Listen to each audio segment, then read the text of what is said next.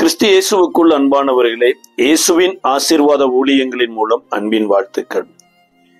Ezra 7ஆம் அதிகாரம் 10வது வசனத்தின்படி இருதயத்தை பக்குவப்படுத்திய எஸ்ரா என்கின்ற தலைப்பின் கீழே ஒவ்வொரு நாளும் ஒவ்வொரு விதமான இருதயத்தை நாம் தியானித்து வருகிறோம். அதுல விசேஷமாக தெளிக்கப்படுகிற இரத்தத்தின் மூலமாய் கரைகிற இருதயம் என்கின்ற தலைப்பின் கீழே ஒவ்வொரு நாளும் இயேசு கிறிஸ்துவனுடைய இரத்தத்தை குறித்து நாம் தியானித்து வருகிறோம். முதல் நாளிலும் கூட அவர் வேர்வையின் பெருந்துளிகள் இரத்தமாய் சிந்தியது என்றும், 2வது நாளில நியாயாதிபதியை கன்னத்தினால் குத்தினார்கள் என்று கன்னத்திலிருந்து வெளிப்பட்ட இரத்தத்தையும், 3வது நாளில அவருடைய தாடை மயிரை பிடுங்கினார்கள் என்று ஆசாரியனுடைய நாவல அறிவை தேடுவார்கள் என்கின்ற தலைப்பிலும், 4வது நாள் அவருடைய கண்களில முட்கிரீடம் சூட்டப்பட்டதின் மூலமாய்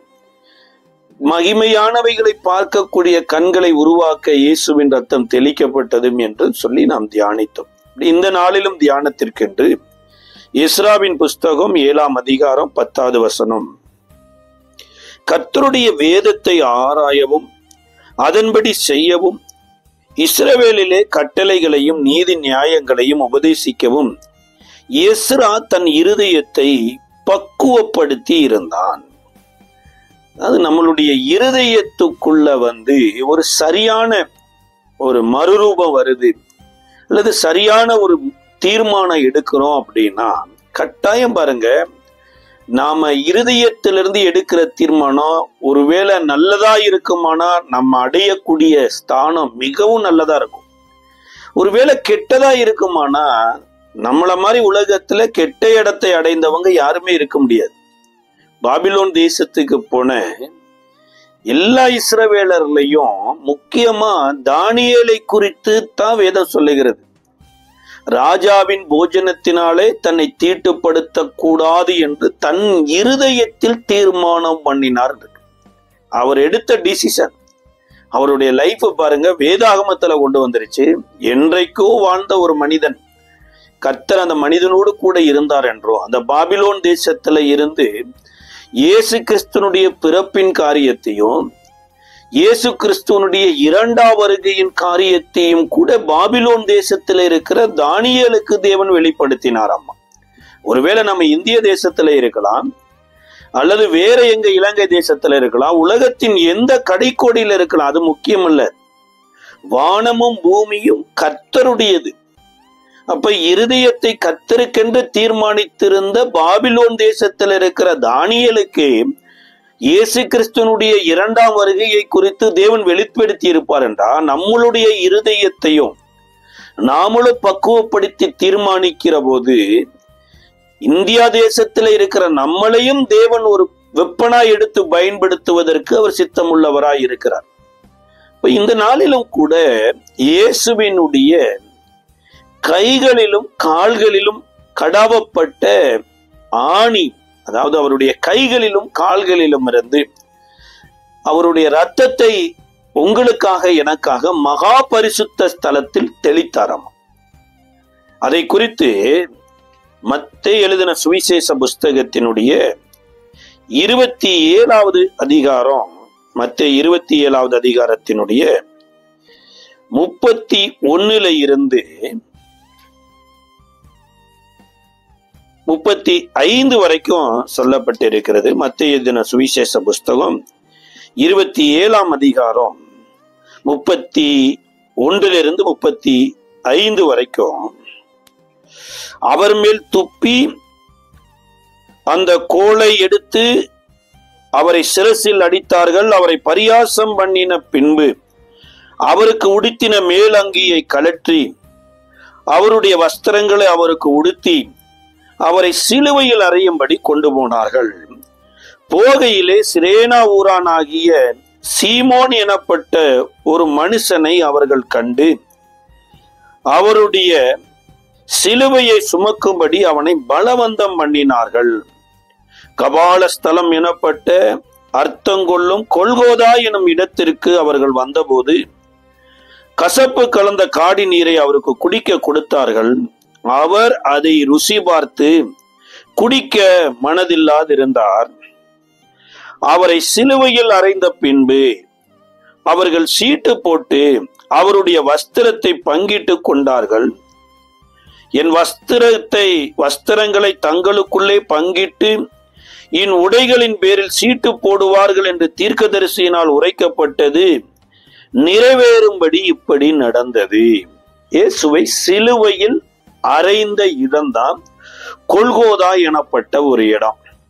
இந்த சிலுவையில் அறையப்பட்ட போது அவருக்கு சிலுவையில் அறையறதுக்கு முன்னாடி நடந்த சம்பவத்தையும் சிலுவையில அறைந்ததுக்கு அப்புறம் நடந்த சம்பவத்தையும் முன்னமே எழுதப்பட்டிருக்குது பாருங்க.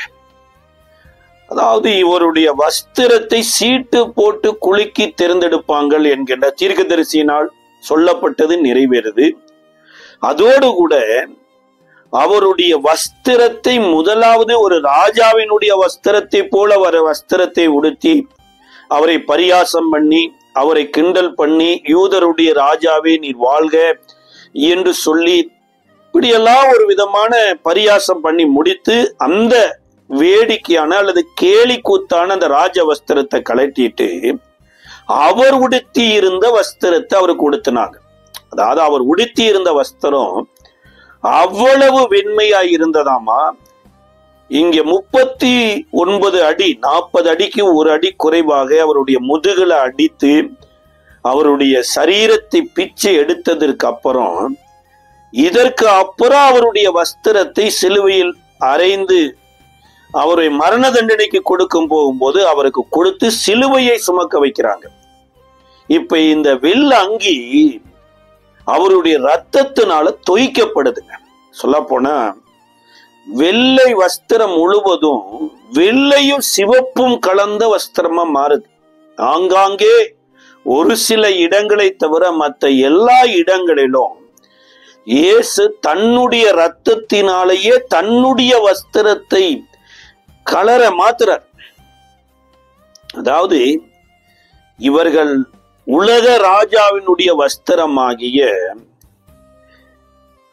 அந்த பர்பிள் கலர், அந்த கலரை உடுத்தி அவரை கிண்டல் பண்ணாங்க.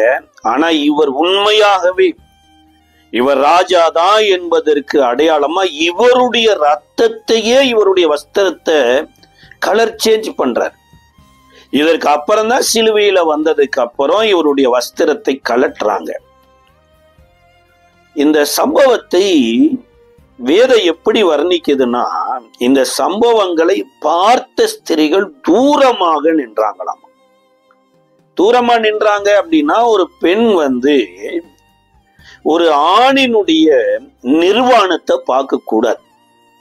அதே போல ஒரு ஆணும் ஒரு பெண்ணினுடைய நிர்வாணத்தை பார்க்க கூடாது. நியாயப்பிரமாணம் சொல்லுது, உன் தகப்பனுடைய நிர்வாணத்தையோ உன் மகளுடைய நிர்வாணத்தையோ உன்னுடைய சித்தியினுடைய நிர்வாணத்தையோ உன்னுடைய மாமியினுடைய நிர்வாணத்தையோ நீ பார்க்க கூடாது என்கின்ற ஒரு நியாயப்பிரமாணம் மோசேயின் மூலமா கொடுக்கப்பட்டதுனால இயேசுவினுடைய வஸ்திரத்தை முழுவதும் உரிந்ததுக்கு அப்புறம் அவர் சிலுவையில வெளியரங்கமா நிர்வாணமாய் தொங்கிக் கொண்டிருந்தார் பாருங்க. இந்த சிலுவையில் அறையப்பட்ட இயேசுவை குறித்து 4 சுவிசேஷத்திலும் சொல்லப்பட்டிருக்கிறது. மார்க் எழுதின சுவிசேஷ புஸ்தகம் 15வது அதிகாரம் 15வது வசனத்திலையும் 20 to 24 வரைக்கும் 15வது அதிகாரத்துல சொல்றார். லூக்கா எழுதின சுவிசேஷ புஸ்தகம் 23வது அதிகாரம் 23 to 30 வரைக்கும் சொல்லப்பட்டிருக்கிறது. யோவான் எழுதின சுவிசேஷ புஸ்தகம் 19வது அதிகாரம் 16 to 18 வரைக்கும். இன்னும் நிறைய விடுபட்ட ஆகமங்கள்ல இருக்குது பாருங்க. ஜேம்ஸ் கூட ஒரு சுவிசேஷத்தை எழுதினாராம். ஆனா அந்த சுவிசேஷங்கள் வேதாகமத்துல சேர்க்கப்படல. அதுலயும் இவரை சிலுவையில் அறைந்த சம்பவங்கள் அனைத்தும் சொல்லப்பட்டிருக்கிறது. அப்ப இந்த சிலுவையில் அறையப்பட்ட இயேசுவை எப்படி அறைந்தார்கள் எனப்பட்டதுதான் மிக மிக முக்கியமானது. அதாவது இயேசுவை 2 கைகளிலும் ஆணிகள் எடுத்து சிலுவையில தொங்க வச்சாங்க. கால்களில 2 கால்களையும் ஒன்றாக வைத்து சிலுவையில் அறைஞ்சாங்க. அப்படின்னா நீதிமான்களுடைய எலும்பு முறிக்கப்படக்கூடாது பாருங்க. அப்ப இயேசுவை கைகள்ல ஆணிகள் அடிக்கும் போது ஆணிக்கு எலும்பும் தெரியாது, சதையும் தெரியாது. அடிக்கிற மனுஷனுக்கும் பதம் பார்த்து அடிக்கணும்னு தெரியாது, அவரு சிலுவையில வச்சு அடிக்கணும், அதுதான். ஆனா இயேசுவை எந்த இடத்துல வைத்து கைகள் ஆணிகள் அடித்தாங்கன்னா இந்த மணிக்கட்டுல வைத்து அடித்தாங்களாமா. கைகளில 2 எலும்பு, நீங்க ஒருவேளை எக்ஸ்ரே எடுத்து பார்த்தீங்கன்னா மனிதனுடைய கை எலும்பு கரெக்டா அந்த ஆணி போகிற அளவுக்கு ஒரு கேப் இருக்குது. படைப்புலையே தேவன் இப்படி மனுஷனா பூமியில இயேசு பிறப்பார் என்றும், ஒவ்வொரு மனுஷனுக்காக கல்வாரி சிலுவையில இப்படி ஆணிகள் கடாவப்பட்டு மரிப்பார் என்றும், அந்த எலும்புகள் கேப்ல அவர் ஆணிகள் அடிக்கப்பட்டு 2 கைகள்லயும் அதே மாதிரி கால்கள் பகுதிகளிலையும் பார்த்தா இந்த காலினுடைய எட்ஜ் மேல இருந்து கீழே வர எலும்பும் குதிங்காலினுடைய எலும்புக்கு இடையில ஒரு சதை இருக்கிறது. அந்த சதைக்குள்ள 2 கால்களுக்கு வைத்து ஒன்றாக வைத்து ஆணிகளை குத்துறாங்க. அப்ப மரத்தோடு கூட இவருடைய மிகப்பெரிய மரணம் தீர்மானிக்கப்படுதுங்க. இப்ப இயேசுவினுடைய மரணமும் மரத்திற்கும் ஏதோ ஒரு மிகப்பெரிய தொடர்பை ஏற்படுத்தித்தான் சிலுவை மரத்துல அவரை தூக்கி போடுறாங்க. கலாத்தியருக்கு எழுதின நிருபத்தினுடைய 3வது அதிகாரம் 13-14 வசனங்கள் சொல்லப்பட்டிருக்கிறது. மரத்திலே தூக்கப்பட்ட எவனும் சபிக்கப்பட்டவன் என்று எழுதி இருக்கிறபடி கிறிஸ்து நமக்காக சாபமாகி நியாயப்பிரமாணத்தின் சாபத்திற்கு நம்மளை மீட்டு கொண்டான். ஆபிரகாமுக்கு உண்டான ஆசீர்வாதம் கிறிஸ்து இயேசுவினாலே புறஜாதியர்களுக்கு வரும்படியாகவும் ஆவியை குறித்து சொல்லப்பட்ட வாக்குத்தத்தத்தை நாம் விசுவாசத்தினாலே பெரும்படியாகவும் இப்படி ஆயிற்று. அதாவது கலாத்தியர்ல பவுல் எதை கோட் பண்றார் அப்படின்னா, உபாகம புஸ்தகத்தினுடைய மரத்துல தூக்கப்படுகிறது. உபாகம 21வது அதிகாரத்தினுடைய 22-23 வசனங்கள்ல சொல்லுகிறத கோட் பண்றாங்க. கொலை செய்யப்பட்ட ஒருவன் மேல் சாவுக்கு பாத்திரமான பாவம் உண்டாயிருக்க அவனை கொலை செய்யும்படி மரத்திலே தூக்கி போடுவாயானால் இரவிலே அவன் பிரேதம் மரத்திலே தொங்கலாகாது, அந்நாளில் தானே அதை அடக்கம் பண்ண வேண்டும். தூக்கி போடப்பட்டவன் தேவனால் சபிக்கப்பட்டவன். ஆகையால் உன் தேவனாகிய கர்த்தர் உனக்கு சுதந்திரமாக கொடுக்கும் உன் தேசத்தை தீட்டுப்படுத்தாயாக. இதான் சொல்றார், மரத்தில தூக்கப்பட்ட எவனும் சபிக்கப்பட்டவன், தேவனால சபிக்கப்பட்டவன். அப்ப இயேசுவின் மூலமா இன்றைக்கு சபிக்கப்பட்டவனுடைய ஒரு அடையாளம் இப்படி நடக்கும் என்று சொல்லி நியாயப்பிரமாணத்துல எழுதி இருக்குது. அப்போ உண்மையாய் சொல்ல போனா யாரு சபிக்கப்பட்ட, தேவனால சபிக்கப்பட்ட மனுஷன் யார்? வேதாகமத்துல எத்தனையோ சாபத்துக்குரிய மனிதர்களை பார்க்கலாம்.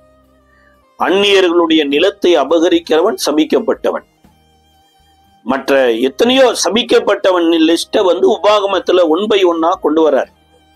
ஆனா உண்மையாய் மனிதனை கர்த்தர் எங்க சாபத்துக்குரியவனாய் மாற்றினார்னா, என்றைக்கு தேவன் விலக்கின விருட்சத்தின் கனியை ஏவாள் புசித்து ஏவாளினோடு கூட முதல் மனுஷனாகிய ஆதாமும் புசிச்சாங்களோ அங்கேயே மனுஷனுக்கும் மனுஷிக்கும் சேர்த்தே சாபம் வந்துருச்சு. அப்போ ஒரு மரத்துல இருந்துதான் ஒரு மனிதனுக்கு சாபம் வந்தபடினால அந்த மரத்துக்குள்ளேயே போய் தன்னுடைய ஜீவனை கொடுத்து தன்னுடைய ரத்தத்தை கொடுத்து அந்த மரத்தையே தேவன் ஆசீர்வாதமாய் மாற்றுகிறார். இப்ப இயேசுவினுடைய இந்த சிலுவை மரணம் எனப்பட்டது முன்னமே நியாயப்பிரமாணத்தின்படி எழுதப்பட்டு இருந்தாலுமே அவர் சிலுவையில் அறியப்படும்படியாகவே மனுஷ சரீரத்தை தேவன் படைத்திருக்கிறார். பாருங்க, யோசிச்சு பாருங்க, கைகள்ல அந்த எலும்புகளுக்கு கேப்ல அந்த ஆணிகள் ஊடுருவி போக வேண்டும் என்று ஆதாமையே தேவன் அப்படித்தான் படைச்சிருக்கிறார். கையே அப்படித்தான் தேவனால் படைக்கப்பட்டிருக்குது. காலே அப்படித்தான் படைக்கப்பட்டிருக்குது. இப்ப சிலுவை மரத்துல மரணம் எனப்பட்டது என உலகத்துக்குள்ள வரப்போகிறதுக்கு முன்னாடியே ஏதேன் தோட்டத்துல மரத்தின் மூலமாய் சாபம் எனப்பட்டது வருவதற்கு முன்னாடியே தேவன் இதற்கென்று பரிகாரத்தையும் செய்தே மனிதனை படைக்கிறார். இயேசுவுக்குள்ள இருந்துதாங்க உங்களுக்கும் எனக்கும் இந்த ஜீவன் வர வேண்டும் என்று தேவன் முன்னமே முன் குறித்தபடியினால இப்பேற்பட்ட மரணத்துக்குள்ள தேவன் கொண்டு போகிறார். இயேசுவினுடைய மரணமும் மரத்துக்கும் என்னென்ன தொடர்பு இருக்குதுங்கிறத காட்டிலும் இந்த மரத்தோடைய தேவன் இந்த உலகத்திற்கு ஒரு பாடத்தை கற்றுக் கொடுத்துட்டே வர்றார். என்ன பாடம் அப்படின்னா, ஏதேன் தோட்டத்துல 2வது அதிகாரத்துல நீங்க வாசித்து பாருங்க. தேவன் மனிதனுக்கு என்று சொல்லி பசி இல்லாத ஒரு வாழ்க்கையை உண்டாக்குறார், தாகம் இல்லாத ஒரு வாழ்க்கையை உண்டாக்குறார். அதாவது தாகம்னு ஒண்ணு வர்றதுக்கு முன்னாடியே 4 ஆறு உள்ள ஓடிட்டு இருக்குது. பசின்னு ஒண்ணு வர்றதுக்கு முன்னாடியே பல ஆயிரம் மரங்கள் இருக்குது, பல லட்சம் கனிகள் விளைஞ்சிருக்குது. அப்போ மனிதன் ஏதேன் தோட்டத்துல இருந்த போது மனுஷனுக்கு பசி எனப்பட்டதே கிடையாதுங்க. அதான் தேவனோடு நடக்கிறது தான் பாருங்க அவருக்கு கிடைத்த மிக உன்னதமான ஒரு அனுபவம். ஒரு பசி இல்லாத ஒரு வாழ்க்கை, தாகம் இல்லாத வாழ்க்கை, மகிமை நிறைந்த வாழ்க்கைக்குத்தான் மனிதனை ஏதேன் தோட்டத்துல படைக்கிறார். படைத்ததுக்கு அப்புறம் தான் தேவனோடு ஏதேன் தோட்டத்துக்குள்ள மனுஷன் வர்றான், தேவனோடு மனிதன் சஞ்சரிக்கிறான், தேவன் மனிதனோடு பேசுறாரு. தேவனேதான் நீ தோட்டத்தில் இருக்கிற சகல விருட்சத்தின் கனியும் புசிக்கலாம் என்கின்ற ஒரு டாபிக்கை கொண்டு வர்றார். அப்ப தேவன் இந்த டாபிக்கை கொண்டு வரலைன்னா மனிதன் புசிக்காதவனாகவே, பரலோகத்துல எப்படி அங்க புசிப்பும் குடிப்பும் இல்லையோ, பரிசுத்தாவினால உண்டாகிற மகிழ்ச்சி இருக்குமோ, அதே மாதிரி இந்த பூலோகத்திலேயும் ஏதேன் தோட்டத்திலேயும் அப்படியே வாழ்ந்திருக்கலாம். ஆனா தேவன் இதை கொண்டு வர்றார். அவர் கொண்டு வந்ததுல இன்னொன்னு என்னதான், தோட்டத்தில் இருக்கிற நன்மை தீமை அறியத்தக்க விருட்சத்தின் கனியை புசிக்க வேண்டாம், இதை புசிக்கும் நாளில் சாகவே சாவாய் என்று சொல்லி வேண்டாம் என்கின்ற ஒரு கான்செப்டை உள்ள கொண்டு வர்றார். எல்லாவற்றையும் செய்ய ஒன்ன மாத்திரம் செய்யாத. ஏன் இந்த உபாகமத்துல கூட சொல்லப்பட்டு இருக்கிறது, யாத்திராகம 13வது அதிகாரத்துல சொல்லப்பட்டு இருக்குது, தலைமுறை எனப்பட்டது ஒண்ணு வருங்க. அதாவது தேவன் தற்காலத்திற்கான தேவன் மாத்திரமல்ல, சதா காலத்திற்கும் தேவன், சந்ததி சந்ததிக்கும் தேவன். நம்ம பார்வையில ஆதாமு ஏவாள் 2 பேர் தான் தெரியுறாங்க. ஆனா தேவனுடைய பார்வையில நாமளே அங்க தெரியுறோம். ஒருவேளை ஆதாமுக்கு அடுத்து பிள்ளைகள் பிறக்கலாம், பிள்ளைகளுக்கு அப்புறம் பிள்ளைகள் பிறக்கலாம். தேவனோடு கூட சஞ்சரித்தாலுமே ஏதேன் தோட்டம் எனப்பட்டது தேவனுடைய தோட்டம் என்பது சந்ததி அறிந்து கொள்ளணுமா இருந்தா அங்க தேவனுடைய பிரமாணம் எனப்பட்டது ஒண்ணு இருக்கணும். இன்னைக்கு நிறைய பேர் தேவனுடைய பிரமாணத்தை விட்டுட்டாங்க, தேவனுடைய கட்டளை விட்டுட்டாங்க, தேவனுடைய நீதியை விட்டுட்டாங்க. அவர்களுடைய மன விருப்பத்தின்படி பாடல்களை இயற்றி அவர்கள் மன விருப்பத்தின்படி பாடி ஆடி, அதுக்கு பைபிள்ல இருந்து எங்க இருந்து ஒரு வசனத்தை எடுத்துட்டு தாவீது ஆடினாரு, மிரியம் ஆடினாங்க, இயேசு குருத்தோலையை பிடித்து கொண்டு எருசலேம் வீதியில போகும்போது ஓசன்னா என்று பாடினாங்க ஆடினாங்கன்னு இதை மாத்திரம் எடுத்துக்கிட்டாங்க.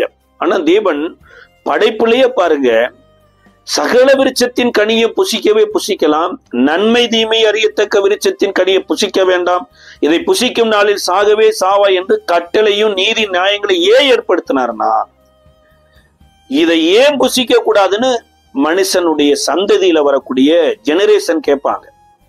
அப்ப அந்த ஜெனரேஷனுக்கு சொல்லணும், நாம புசிக்கலான்னு ஒண்ணு தீர்மானம் இல்ல, தேவன் இதை புசிக்க வேண்டாம் என்று சொல்லி இருக்கிறாரு. தேவன் இதை புசிக்க வேண்டாம்னு சொல்றதுக்கு அவர் யாரு? அங்கதான் அந்த மனிதர்களுக்கு ஜெனரேஷனுக்கு தேவனை பற்றி அறிவிக்க வேண்டிய ஒரு அவசியம் அந்த கனியின் மூலமா இருக்குது. அப்ப தேவன் புசிக்க வேண்டாம்னு சொல்றதுக்கு காரணமே இந்த ஏதேன் தோட்டமே நம்மளால உருவாகல அல்லது இயற்கையா உருவாகல, இதை தேவன் தான் உருவாக்கினாரு. உருவாக்கப்பட்ட ஏதேன் தோட்டத்துக்குள்ள தேவன் தான் நம்மளை கொண்டு வந்தாரு. இன்னி சொல்ல போனா நாமளே நம்மளுடைய அவயங்களே தன்னிச்சையா உருவாகல, இது தேவனால உருவாக்கப்பட்டது என்று தேவனை அறிவிப்பதற்காக ஒரு கட்டளையும் நீதி நியாயங்களையும் தேவன் ஏதேன் தோட்டத்திலே ஏற்படுத்தினார். ஆனா தேவனுடைய கட்டளையை மீறவும் தேவனுடைய நீதி நியாயங்களை விட்டு வெளியே தள்ளவும் ஆதி முதல் மனுஷ கொலைபாதகனாகிய பிசாசு ஏவாளை வஞ்சித்து எந்த விருட்சத்தை தேவன் புசிக்க வேண்டாம்னு சொன்னாரோ அந்த விஷயத்தை விருட்சத்தின் கனிய, அதாவது விருட்சத்தின் கனிய புசிக்க வேண்டாம்னு சொன்னாரு. ஆனா அவன் கொடுத்த தவறுதலான உபதேசம் பாருங்க, விருட்சத்தையே சாப்பிடுவது நல்லதுன்னு அந்த அம்மா சொல்லிட்டாங்க. கனிய தப்புனா விருட்சமே சாப்பிடுறதுக்கு நல்லதுங்கிற நிலைமைக்கு சாத்தான் அந்த அம்மா வஞ்சித்து கொண்டு போயிட்டான். வேற சொல்லுது பாருங்க, ஆதியாம் புஸ்தகத்தினுடைய 3வது அதிகாரம்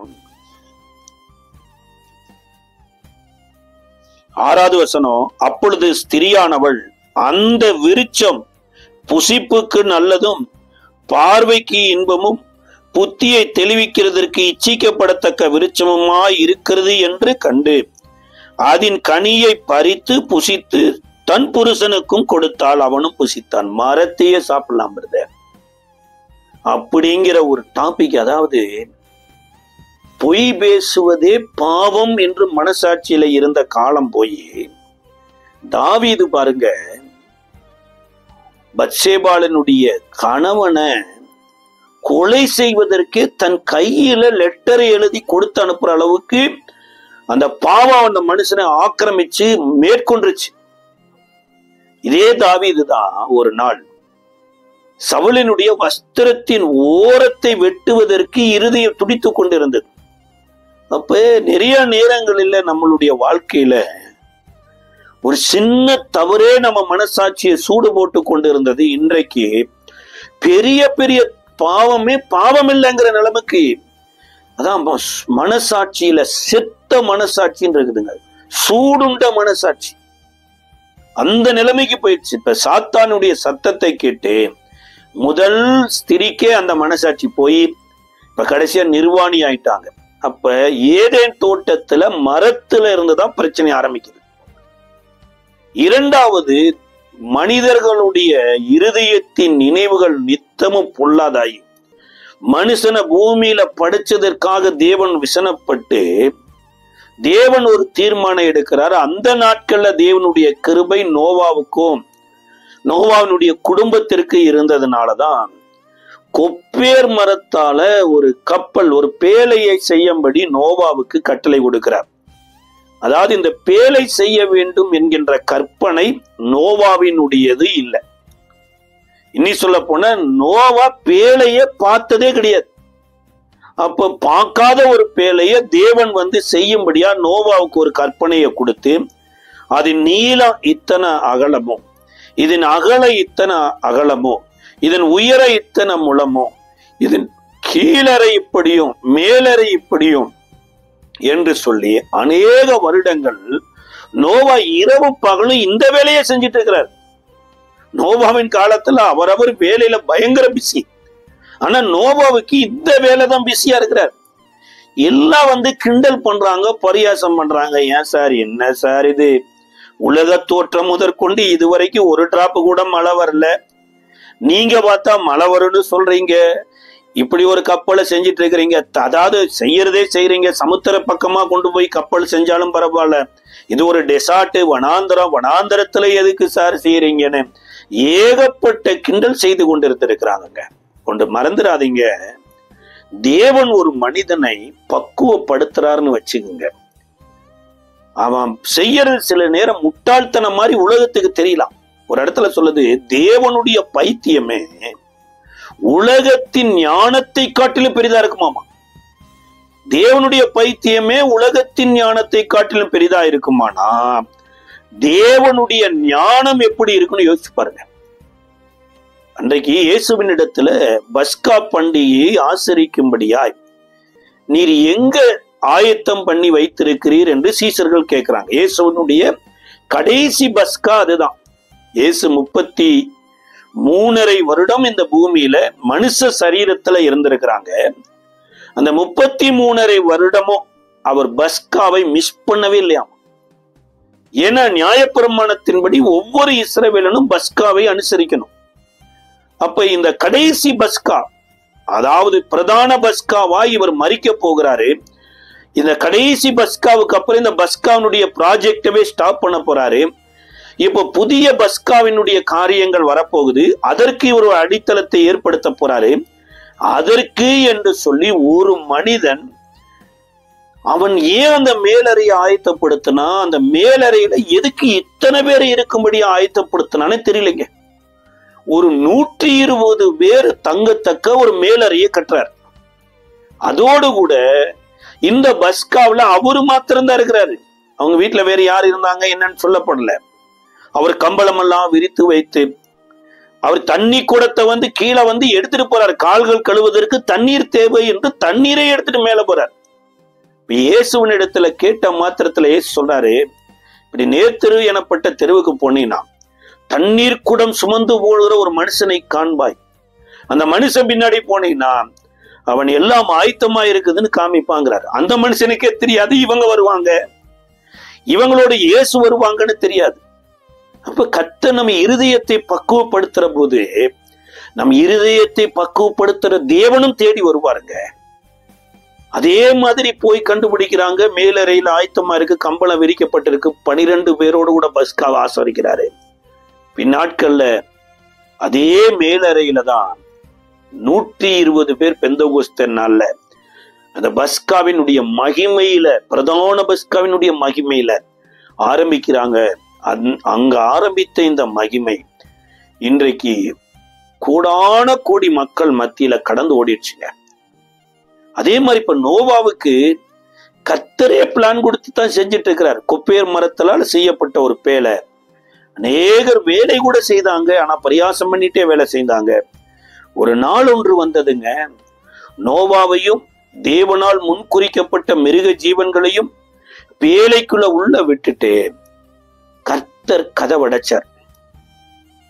ஒரு குறிப்பிட்ட காலம்தான், எல்லாமே ஒரு குறிப்பிட்ட காலம் தாங்க, எல்லாமே எக்ஸ்பெரி தான். இந்த சூரிய சந்திர நட்சத்திரங்களா இருக்கலாம், நம்ம பார்க்கிற இந்த பூமியா இருக்கலாம், எல்லாமே தேவன் ஒரு குறிப்பிட்ட காலத்துக்கு தான் வைத்திருக்கிறாரம்மா. பேதுரு ஒரு இடத்துல எழுதும் போது எழுதுறாரு, வானம் ஒரு புஸ்தகத்தை போல சுருட்டப்படுமாமா, வானத்தில் இருக்கிற சத்துவங்கள் எல்லாம் அப்படியே கீழே விழுமாமா, நட்சத்திரங்கள் எல்லாம் கீழே விழுகும். இப்பேற்பட்ட ஒரு காலம் ஒன்று இருக்கிறது அப்படிங்கிறார். அதே மாதிரி தேவன் காத்திருந்த காலம் முடிந்துச்சு. தேவன் இரக்கத்தில் ஐஸ்வர்யம் உள்ள தேவன். மனிதர்கள் மத்தியிலிருந்தே ஒரு மனிதனை தெரிந்தெடுத்து, மனிதர்கள் மத்தியிலிருந்தே ஒரு பேழையை செய்ய வைத்து, அந்த மனிதனே நீதியை குறித்து பிரசங்கிக்க வைத்து, அதையே கேட்க முடியாதபடி மக்களுடைய இருதயம் கடினமாய் இருந்ததுனால காலம் நிறைவேறின பின்பு கர்த்தர் கதவடைத்ததுக்கு அப்புறம் தேவன் இரக்கத்தை பூமியிலிருந்து எடுத்துட்டார். அன்பான தேவனுடைய பிள்ளைகளே, இயேசு கிறிஸ்துவனுடைய வருகையின் நாட்களிலும் நோவாவின் நாட்களில் நடந்தது போலவே நடக்கும் என்று சொல்லி இருக்கிறார். நோவாவின் நாட்கள்ல என்ன நடந்தது?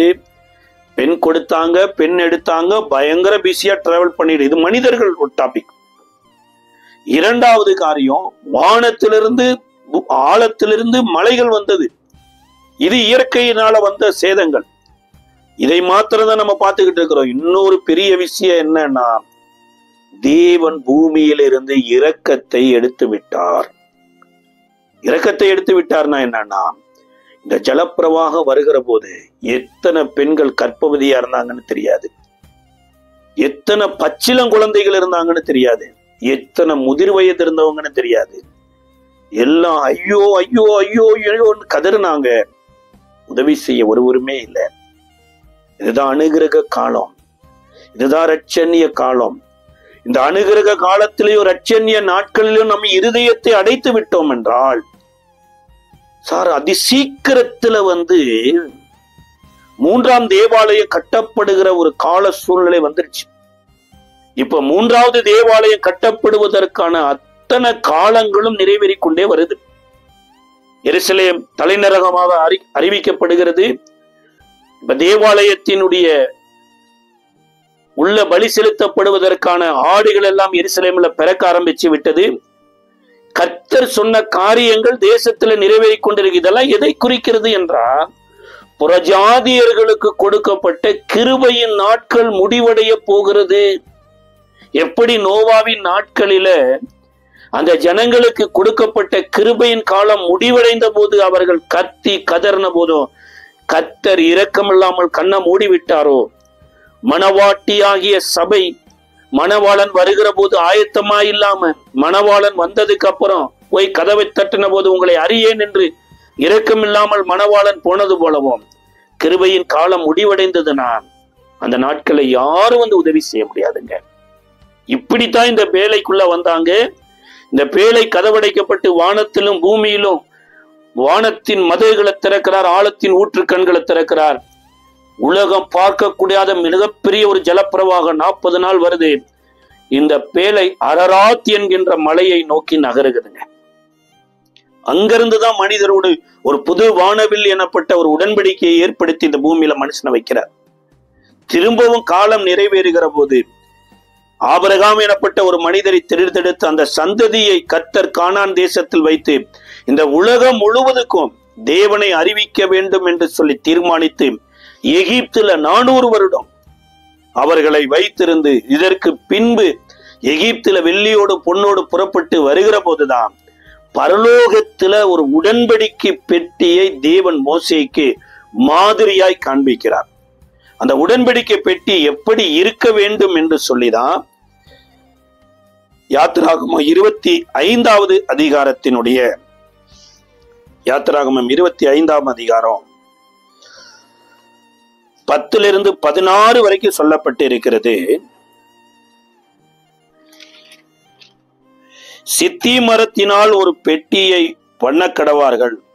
அதன் நீளம் 2½ முழமும் அதன் அகலம் 1½ முழமும் அதன் உயரம் 1½ முழமுமாய் இருப்பதாக அதை எங்கும் பசும்பொன் தகட்டால் மூடுவாயாக.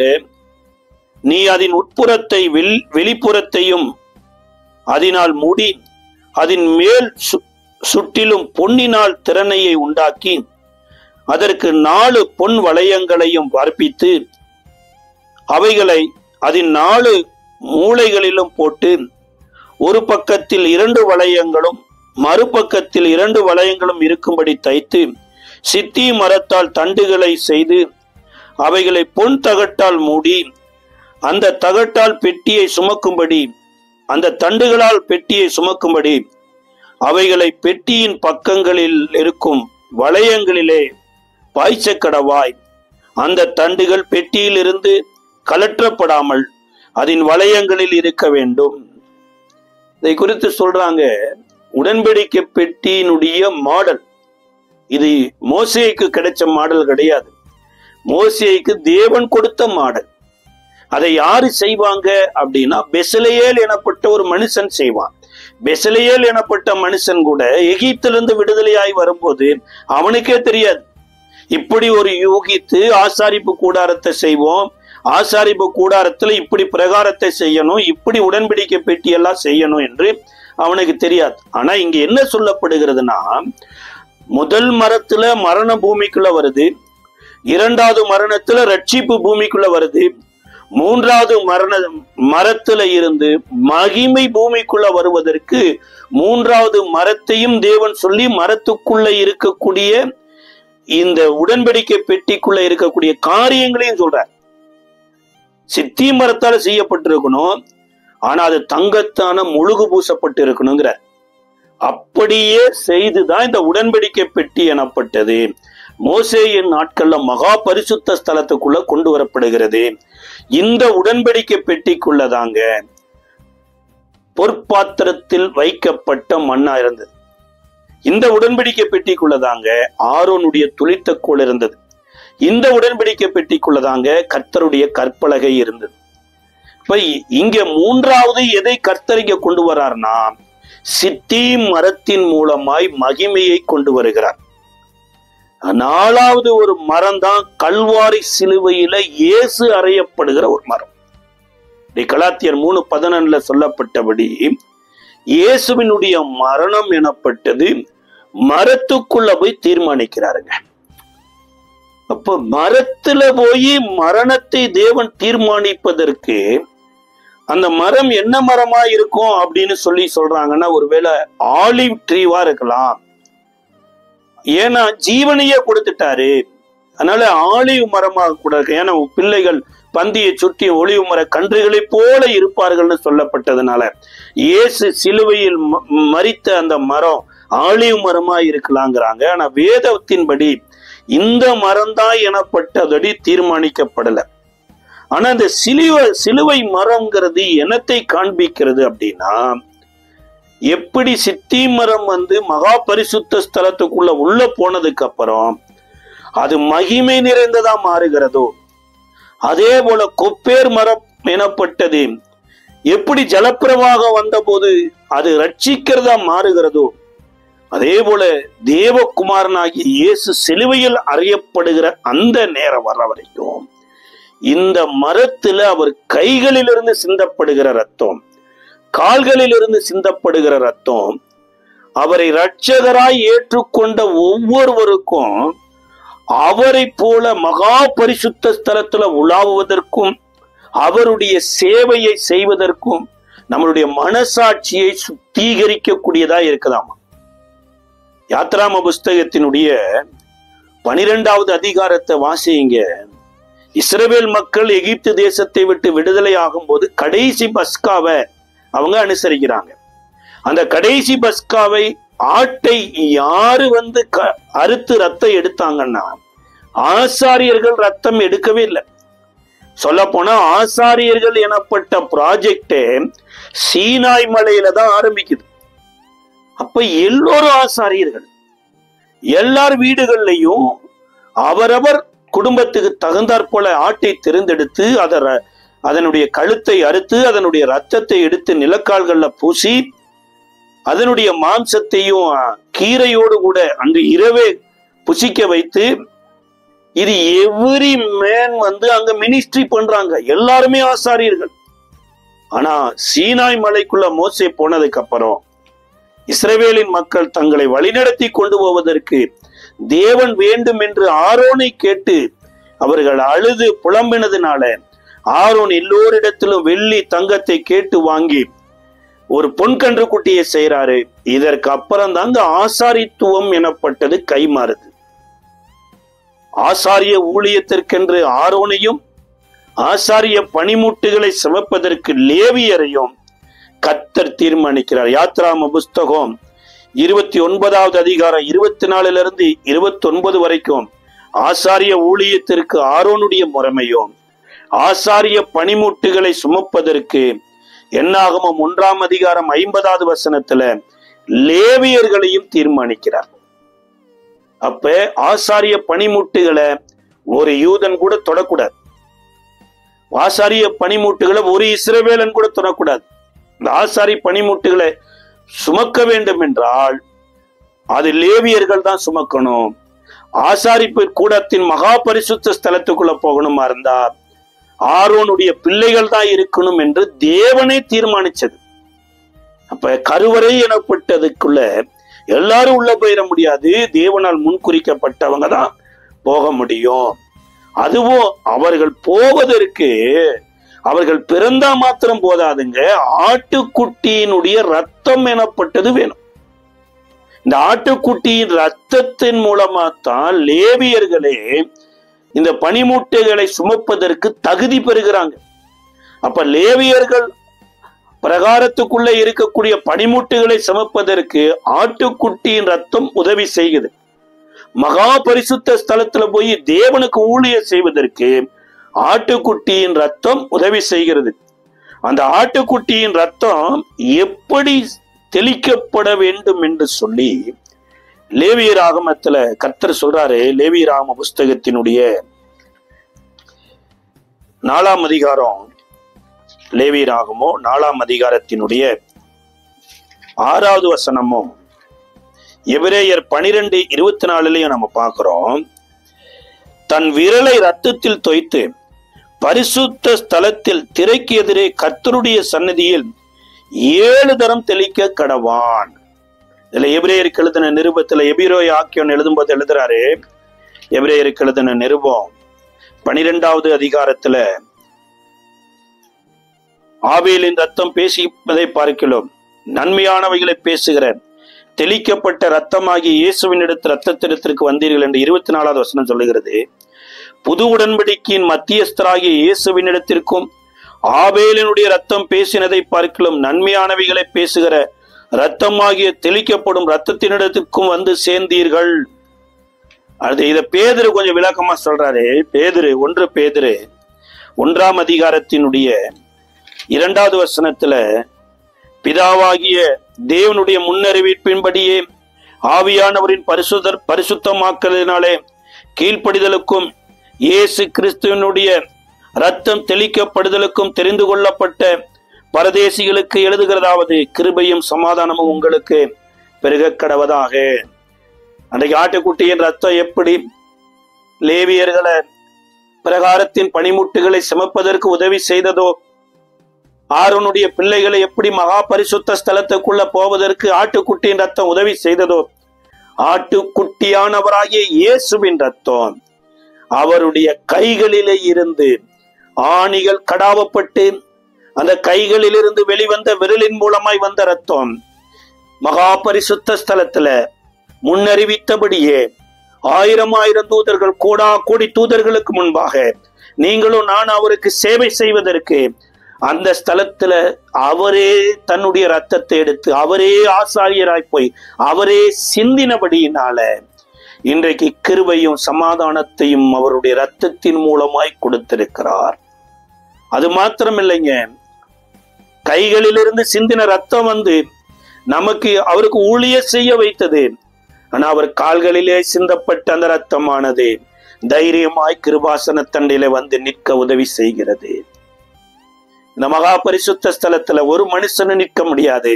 அந்த கிருபாசனத்திற்கு முன்பாக ஒருவனும் வந்து பிரவேசிக்க முடியாது. ஆனா இன்றைக்கு பாவத்திலும் அக்கிரமத்திலும் மரித்து கிடந்த இருந்த காணியாட்சிக்கு புறம்பாயிருந்த பிறவியிலேயே சாபத்தில் பிறந்திருந்த உடன்படிக்கையற்று இருந்த உங்கள் மேல என் மேல வைத்த இயேசுவினுடைய அன்பு இன்றைக்கு மகா பரிசுத்த ஸ்தலத்துல ஒரு நல்ல தேவனுக்கு ஊழிய செய்ய வைத்திருக்கிறது என்றால் அந்த ரத்தம் தாங்க வெளியேறப்பட்ட ரத்தம். அந்த ரத்தத்தின் மூலமாய் தேவன் கிருபையை கொடுத்திருக்கிறார், சமாதானத்தை கொடுத்திருக்கிறார். அந்த கிருபையும் சமாதானத்தையும் இன்றைக்கு இயேசுவின் மூலமாய் பெற்று அவருடைய புண்ணியங்களை அறிவிப்பதற்கு கர்த்தர் உங்களுக்கு எனக்கும் ராஜரீக ஆசாரிய பட்டத்தை கொடுத்திருக்கிறார், பரிசுத்த ஜாதி பட்டத்தை கொடுத்திருக்கிறார், சொந்த ஜனம் என்ற பட்டத்தை கொடுத்திருக்கிறார். இதை காட்டிலும் அவர் பரலோகத்திலே இருக்கிற பிதாவே உம் சித்தத்தை நிறைவேற்ற எனக்கு ஒரு சரீரத்தை ஆயத்தப்படுத்தும் என்று கேட்டு ஒரு சரீரத்துல வந்து பரலோகத்தில் இருக்கிற தேவனை பிதா என்று அழைத்த அந்த ஸ்தானத்துல உங்களை என்னையும் பிதா என்கின்ற ஒரு ஸ்தானத்துல கூப்பிடுவதற்கு கொண்டு போய் விட்டிருக்கிறாருங்க. எவ்வளவு ஒரு அற்புதமான பாக்கியம். இந்த பாக்கியத்துக்குள் பிரவேசிப்பதற்காகத்தான் அந்த மரத்துல கைகளிலும் கால்களிலும் அவருடைய ரத்தம் புரண்டோடி வந்தது. நாளைய தினத்துல கூட ஒரு பெண்ணுக்கு எப்படி விருத்த சேதனம் பண்ண முடியும்? ஒரு ஆண் விருத்த சேதனம் பண்ணிடலாங்க, ஆபிரகாம் வந்து விருத்த சேதனம் பண்ணிடலாம். ஆனா ஒரு பெண்ணை எப்படி விருத்த சேதனம் பண்ணுவது? அப்ப பெண்கள் ஆபிரகாமின் குமாரத்திகள் என்கின்ற லிஸ்டுக்கு வரமாட்டாங்களா என்று இயேசுவினுடைய விழாவில குத்தப்பட்ட ரத்தமும் விருத்த சேதனையும் குறித்து நம்ம பார்க்க இருக்கிறோம். இந்த நாள்ல கூட நம்ம ஜெபிக்கலாம். அவருடைய விலையேறப்பட்ட ரத்தம் நம்மளை தேவனுக்கு முன்பாய் நிறுத்தியது, தேவனுக்கு முன்பாய் குற்றமற்றவர்களாய் நிறுத்தியது, தேவனுக்கு முன்பாய் சுத்த மனச்சாட்சி உள்ளவர்களாய் நிறுத்தியது. இந்த லேவியர்களும் பொன்கன்று குட்டி செய்வதற்கு அவர்களும் தங்கத்தை கொடுத்தாங்க, அவங்களும் ஆரோனோடு சேர்ந்து கொண்டு ஆடுனாங்க, பாடுனாங்க. இன்னி சொல்ல போனா ஆரோனே பொன்கன்று குட்டி செய்தார். ஆனா ஆட்டுக்குட்டியின் ரத்தம் ஆரோனுக்கும் லேவியர்களுக்கும் பரிசுத்த பிரகாரங்களோடு தொடர்பு படுத்தினதை பார்க்கிறோம். ஒருவேளை பிறப்பிலேயே பாவம் செய்திருக்கலாம், அறியாமையில பாவம் செய்திருக்கலாம், தேவனோடு நடந்தே பாவம் செய்திருக்கலாம். இயேசு கிறிஸ்துவின் ரத்தம் சகல பாவங்களை நீக்கி நம்மை சுத்திகரிக்கும் என்கின்ற வார்த்தையின்படி இன்றைக்கு உங்களை என்னையும் கர்த்தருடைய ரத்தத்தின் மூலமாய் அவருடைய பிரகாரத்துக்கு அழைத்திருக்கிறார். ஜெபிக்கலாமா? கிருபை நிறைந்த நல்ல ஆண்டவரே, இயேசுவின் நாமத்தில் நன்றியோடு ஸ்தோத்தரிக்கிறோம். நீ நல்லவர், உடைய மகிமை பெரியது. விவரிக்க முடியாத காரியத்தையும் எண்ண முடியாத அதிசயத்தையும் செய்கிற ஒரு நல்ல தேவன். இயேசுவே, உடைய பிரசன்னத்தினால எங்களை நிரப்புறக்காய் நன்றி. நல்ல வார்த்தை எங்களுக்கு ஊழியம் செய்ததற்காய் ஸ்தோத்திரம். இது அநேகருக்கு ஊழியம் செய்ய போறதற்காய் ஸ்தோத்திரம். ஆசீர்வதியும் பலப்படுத்தி இயேசுவின் நாமத்தில் ஜெபிக்கிறோம் நல்லது.